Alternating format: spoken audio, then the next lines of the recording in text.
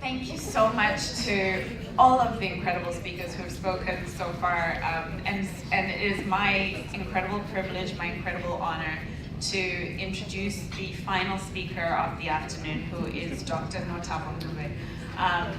Again, I just would not be able to do justice to her story, if I was to say anything beyond she is a beautiful person inside and out.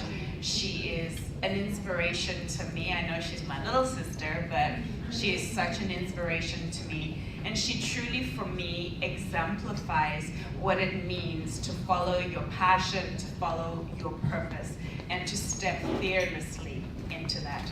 Dr. Nothabo.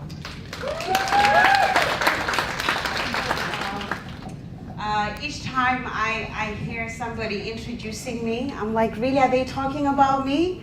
Wow. Empower Me branch, it's such an honor for me to be here with you all. I am so excited. Now, I understand we're here to celebrate us as women. It's International Women's Day. And what comes to my spirit when we talk about celebrating women, it's that we're celebrating ourselves, the power of being woman. We're celebrating our uniqueness, our talents and gifts, our strength, our femininity, our individuality, and more than anything, the richness of our stories. As we've had all these other incredible women sharing their stories, it is the stories that speak to what is possible when you truly believe in yourself. Stories that remind us that we've all been through something, that our struggles and challenges are the same, that at the core of each and every woman in this room, and men too, we're all yearning to be seen for who we truly are. And above all things, that there's a thread of humanity that has brought us together, that is connecting us, especially on events like this. I know they introduced me as Dr. Nothabo Ncube, but I truly want you to connect with Nothabo Ncube. Nothabo means mother, teacher of joy, and Guguletu means our precious gift. My story is that the pain of losing my mother at the tender age of 14 gave birth to the purpose-driven woman that I am today. I want each and every one of you all in this room right now to imagine a 14-year-old child. 14-year-old child as she's watching her mother lying in her coffin. And she makes a promise to her mother. She says, Mama, Ngiletemba. It means, Mama, I'm hopeful. She continues and says, I will try by all means, and I'll strive to be a doctor. I asked myself a lot of questions.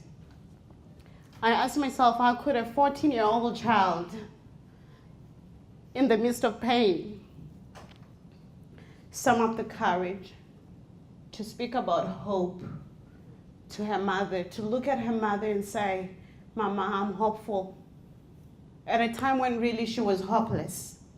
How did she sum up the courage to say, I will try by all means, and I'll strive to be a doctor, when she was in Zimbabwe, a country which just has one medical school? Then I realized that it must have been a hand above her, an invisible hand that runs in each of our lives. Because see, this hand already knew that one day, this young girl will be at Empower Me branch, speaking to women and reminding women that their pain is their power, that their struggles,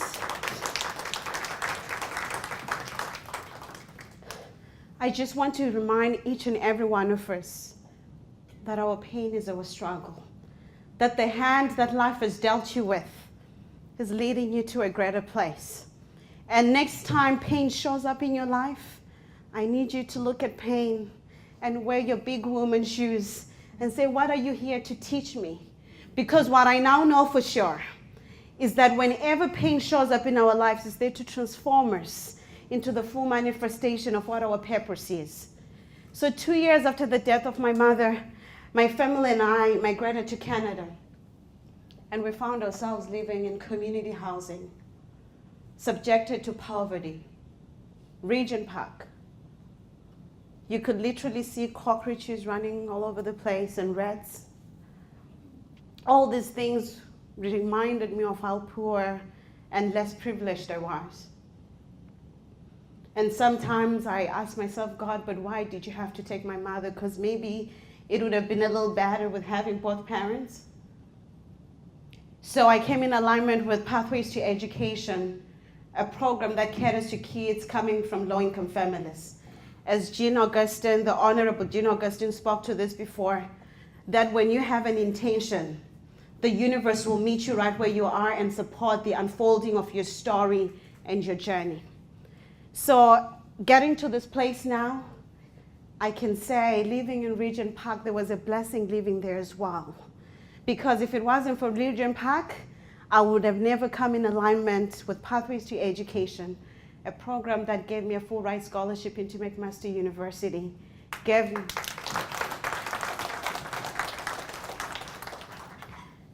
mentorship, tutoring support, and is the reason why I'm here today. So shortly after, I applied to medical school, and I got accepted. But I didn't have enough money to pursue my studies because they couldn't continue funding for my education, as the medical school fee is a lot more expensive in comparison to undergrad. So I so happened to be in a saloon, and I was carrying a Pathways to Education magazine, and they had highlighted me as one of their brilliant kids. And in that magazine, they spoke to how I had intentions of attending medical school. So this woman then took interest in my story and said, but why are you not in medical school? They're expressing that you have actually been accepted. And then I quickly shared my little story and said, I have been accepted, but I don't have enough money to go. And this woman called me about 3 days after, and she says to me, my husband and I are willing to give you $10,000 to start. I remember sharing this good news with my dad, and the first question he asked was, is it a man or it's a woman? I said, it's a woman, sir. He says, okay, really? I need to meet this woman. My dad could not even believe it. In his words, all my life, my daughter, I've never seen this happen. I don't know what this is, and it's hard for me to receive it. But as you all already know, $10,000 wasn't going to be enough for a full academic year. So I was so happened to be talking to a friend of mine at the time, and she says to me, how about you reach out to Oprah Winfrey? She's all about empowering the girl child through education. Maybe go on her website and see if there are any scholarships or bursaries available.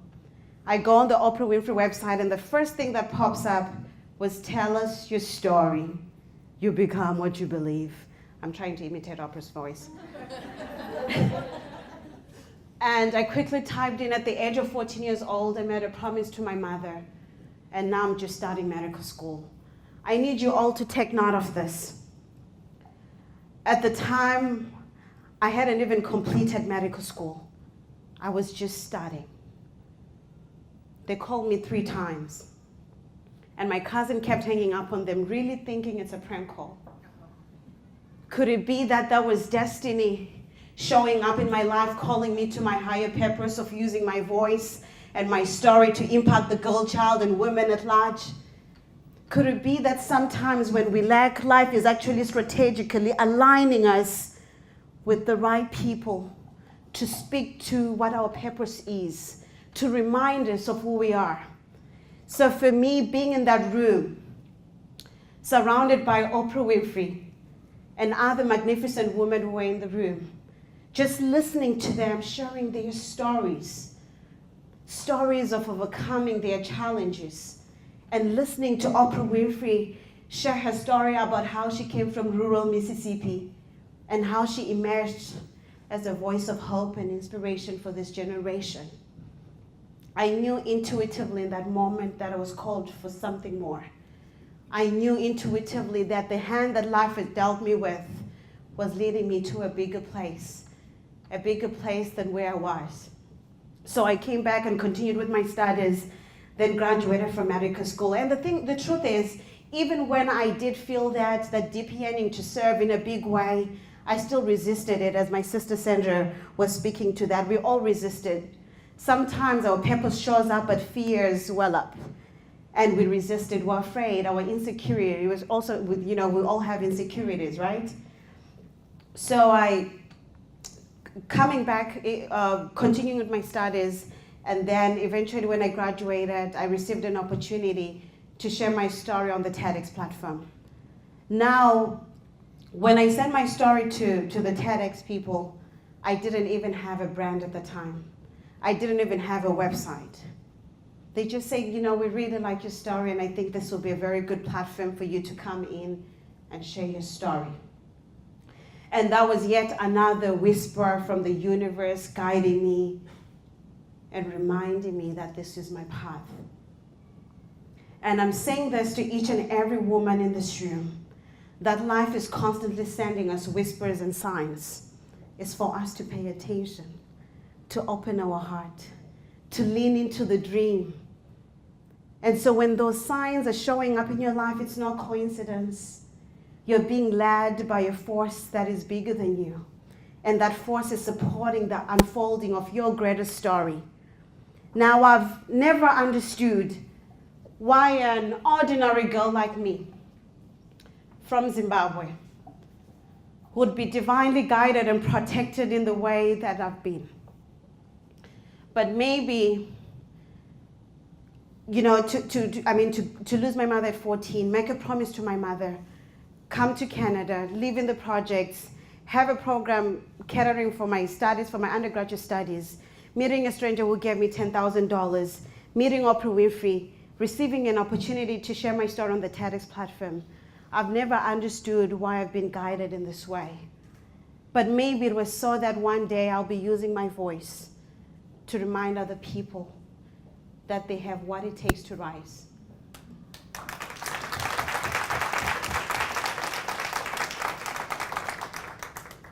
And so I'm here today, empower me to speak to that which is in you, to speak to the seed of greatness that is in each and every one of us. It's there. It's waiting on you to step into your light, into your truth, into your glory, into your purpose. Because I know this again. When you allow that light to shine, you unconsciously give permission for other women to do the same.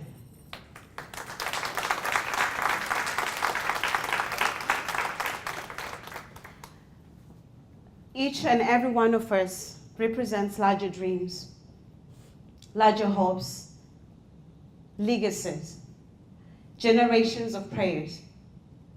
The question is, are you willing to be the answer? Are you willing to be the solution? Are you willing to change the narrative in your community, in your family, and to the world at large? You have all what it takes. It's right within inside of you.